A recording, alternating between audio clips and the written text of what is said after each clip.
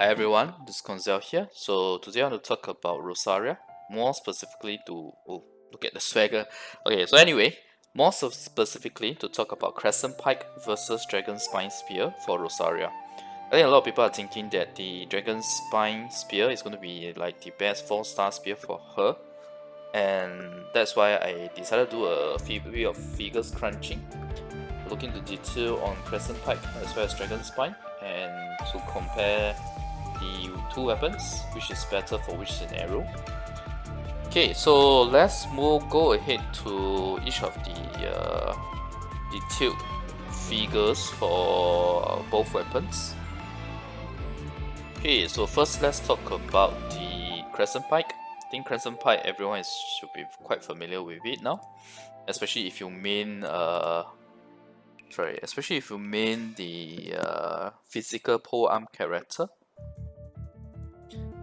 Okay, so these are Rosaria's base stats. Basically, she has attack percent as her ascension stat.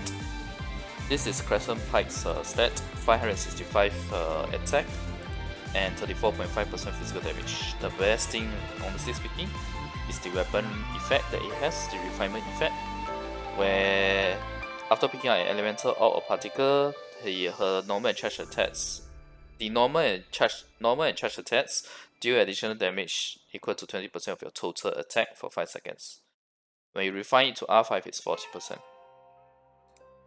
Now, in terms of the crunching of our figures, just a quick basis, we will be using attack percent main sense as well as either CR or CD headpiece. This is really for sub DPS to consider. Main DPS should not consider this. And for the purpose of Crescent Pike versus Dragonspine, obviously it's main DPS, so you can ignore these two columns. Just look at these two. And ignore this as well. It's not 50% CR target that we are targeting now, but a 67% CR target. Because 67% CR target with her effect that gives crit rate to the other team members, 67% will be able to give you 10% crit rate to the rest of your team members. So that's very nice. 10% I think is a good enough target. If you want 15%, you have to go to 100% crit rate and you have to sacrifice too much in terms of your other stats. So I personally don't recommend that. Okay, so this is just a quick simple crunching in terms of the attack that she will have, based on a simple estimate of having about 50% attack from the artifacts. That means that you need about 10 rolls of attack percentage on average in total, including the base roll, which is quite doable. The difficult thing is actually her crit damage if you are using Crescent Pike. If you use crit damage helmet, that would be the best choice, because you are actually able to get a higher attack. Because if you go for crit rate, what happens is that you are actually unable to get the 50% attack. You will end up with, you will end up with 40% attack instead of 50% attack from the artifacts, because you simply ran out of the number of rolls, number of upgrades available. Okay, so with that out of the way, I will say crit damage is better, but in the end it still depends on what type of artifact you got. We all know that artifacts farming is really difficult, it's really RNG, so it really depends on what type of artifacts that you get. Let me rephrase. What type of good, well-rolled artifacts that you get. I mean, obviously if you get a good crit rate helmet, you should use that good crit rate helmet instead of the crit damage helmet. Yeah. So for the purpose of the calculation, I will take it that the Bloodstain 2-piece is being used, so that's a 25% physical damage bonus, other than the 58.3% from the Goblet. So the R1 effect will come up to about 874 damage before any crit. R5 would be 1748, which essentially is just double of this. Okay, so it's very nice because every hit you get this additional damage, so it's good. And for Rosaria, she has about 7 hits within her full cycle of attacks if we don't include any attack animation cancel. But one interesting thing to note is that although Rosaria only has 7 hits compared to, say, someone like Xiangling who has 10 hits, in her full cycle. And Rosaria's attacks do seem slower to me compared to Xianling's as well. That's also the reason why she has the highest attack percentage on her normal attacks. But important thing is that what I say is that she can actually achieve a permanent effect of the Crescent Pike because her E, which is the elemental skill, is only 6 seconds cooldown. And since this cooldown starts from skill cast, if you factor in the skill animation time and the particle travel time back to Rosaria from the mob, I'll say perma effect is actually very achievable using the Crescent Pike.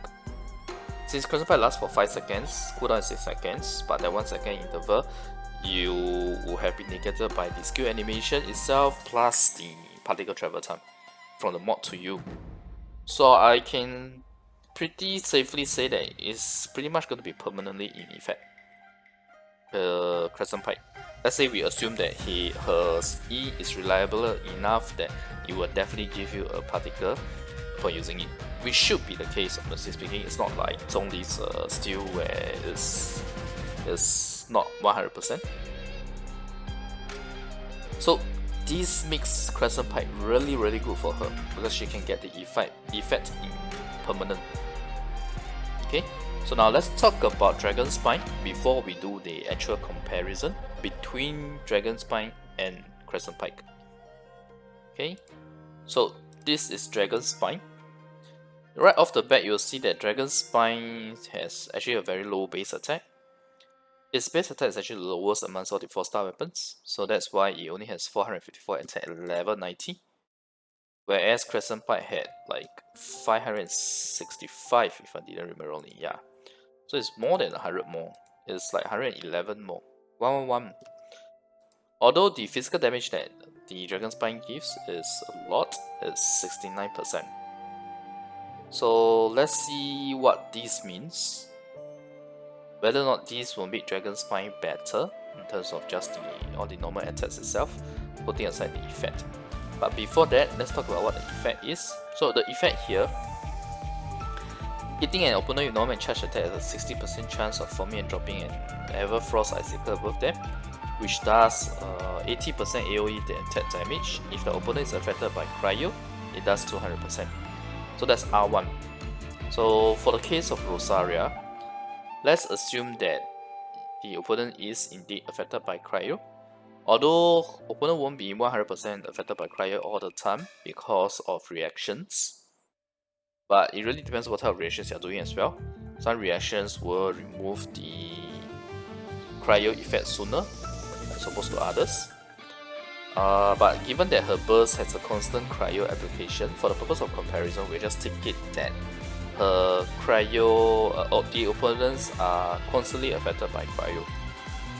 So the effect or the condition of getting the 200% AoE attack damage at R1 and 360% at R5, we take it that it's active.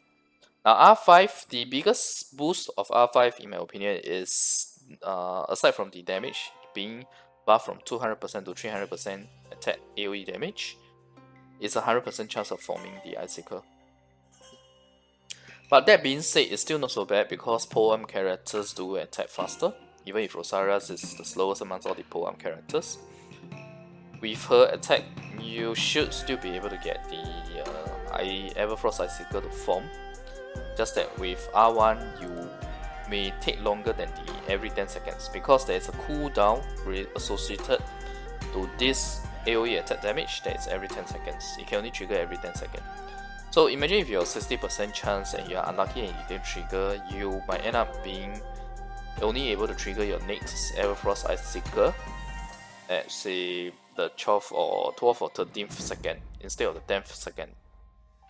So yeah, there's some risk in there unless you have R5 Dragonspine Spear. Okay, now let's talk about the... Okay, for the artifacts, in terms of the artifacts, it's exactly the same in terms of the stats. This as well. So CR crit rate target is 67%, crit damage is just 155 to make it simple. From my previous Hotao video. not Homa, sorry, the Hu Tao or the Hu Tao calculations. I did increase the crit rate to 67% as per what I mentioned earlier. 67% is the one that gives 10% crit rate to her rest of her teammates, because it's 15% of Rosaria's crit rate. Okay, so you see right off the bat, this is the damage that we have on our normal. This, let's say, assuming you are hitting with 100% attack, attack with 100% attack, that this is the figure. Okay, so this is the damage that you'll be able to. This is the attack value equivalent before defense, etc. Before any other modifier. Oh wait, there is the modifier of the physical. Okay, so this is actually better than the Crescent Pike. Slightly better. It's about 100 better. So because of the physical damage being so high, it does give a slight advantage over Crescent Pike. But that slight advantage, honestly speaking, will be negated by the weapon effect. I will go and talk more about that later. So first off, the R1 effect with Cryo, which is the 200% AoE attack damage. This is 360% AoE damage. This is the equivalent based on this attack value. Okay, so like I said, with crit damage, you have a slightly higher attack in terms of the artifact rolls that you can get. But this is a very tough artifact requirement to meet. You need 14 CR upgrades. It's really difficult to get this, by the way. Really difficult. Okay. But if you're lucky, maybe you'll be able to. So this is the damage that you get. Now, if I talk about it doing a crit based on these stats, CR, let's not forget about CR, just for look at the CD. 155% CD, I'm able to do, say, 22.k. Wait, there's something wrong with this. Okay. I'll be able to do 22.8k damage. Yeah, assuming the opponent has 0 defense, etc. This is not like the exact kind of damage figures. It's just a damage calculation for the purpose of comparison. Okay. R5 effect crit will be about 41k. This is what you can do every 10 seconds. The additional effect, additional damage from the weapon effect. But if I look at Crescent Pike, in per hit itself, the R1 Crescent Pike can already do 2.2k, R5 does 4.4k. What this means is that, first off, let's talk about the Rosaria attack animation. If you saw just now at the very beginning of the video, where I was just looking through, I was doing the intro, right? From the attack, from that very video itself, you'll see that her attack is ranging somewhere between 3 to 3.5 seconds to do the full 7 hits, the full 5 attacks. It's 5 swings with 7 hits basically. And I'm assuming not doing any animation cancel. If you do animation cancel, you'll probably hit a higher figure than this, because you're able to score more hits than this. Now let's say just no animation cancel, let's just assume the full attack cycle. So if I assume, I'll just talk about the 3.5 seconds, so let's take a more conservative approach. If I assume 3.5 seconds full 7 hits, within 10 seconds itself, just R1 Crescent Pike, I am able to dish out 44.5k, as opposed to Dragonspine R1, which is 22.8k. Likewise, for R5, effect damage, I can deal 89k versus 41k. It's a really huge difference in the effect. Of course, you may argue that the Dragonspine is a AoE attack effect, right? So you are able to hit more mobs within its AoE, which is definitely true. But don't forget that the Rosaria's attack animations, her swings, are all attacks around her. Only one of her attack is a double step. The rest of it, she's swinging her pole arm like a claymore, not like a pole arm. She's not using it like Xiangling, where it's mostly some swings and steps. She's really doing a lot of AoE around her through her normal attacks. So in other words, you'll be able to trigger these more than just once. So even if Dragonspine has a bigger area, let's say 2 to 3 mobs, it's able to hit constant about 2 to 3 mobs. Or let's say we just say 3 mobs, right? Crescent Pike with Rosaria's attack animation, you're probably able to hit 2. So if I double this and I triple this is still a lot more, right? It's 180k versus about 123k. So Crescent Pike's weapon effect still outdoes Dragonspine. So let's look at Dragonspine's effect to be sure. Okay, I'll put it on slow-mo so that it's clearer. So this is the Icicle AoE, if you guys can see. And look at the Sissing Mage here, and her annoying fly here. The Sissing itself, the Sissing and Sissing Mage. Even the Sissing's being relatively close to her, the Sissing was still not hit by the Dragonspine AoE. So yes, the Dragonspine AoE is bigger than, say, a normal attack, but it's not big enough that it can cover mobs that are relatively near you or around you. Okay, so it still is not that great, honestly speaking. Not to mention that if I go back to the stats itself,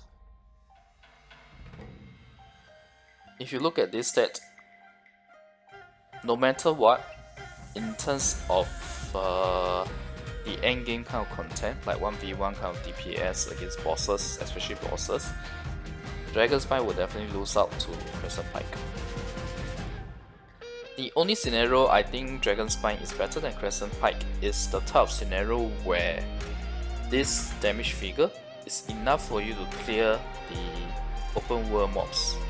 Exploration, when you're doing exploration, maybe like for example from artifact point to artifact point, doing the artifact investigation route where you are meeting mobs here and there, then this may be good, where when you go from one mob to another, you are able to trigger this at the start of each mob. You get your damage up front instead of per hit. So that may be a scenario where Dragonspine is good in terms of like clearing the mobs fast as you go from camp to camp. But that is not big of a use case because Crescent Pike with its damage, you just need to swing like 2 to 3 times and the mob will be dead anyway. So it doesn't really save you much time. It's really not that great, the AoE effect, as opposed to the Crescent Pike, especially since Rosaria's attack animations are, most of it are swings all around her. So with that being the case, I'll say Crescent Pike is really much better than Dragonspine.